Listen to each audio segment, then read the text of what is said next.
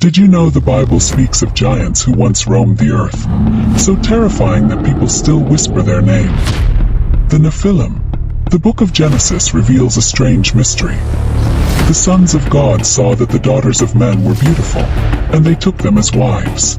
These heavenly beings left their place, and from this forbidden union came a race unlike any other, massive in size, powerful in strength, and feared by all.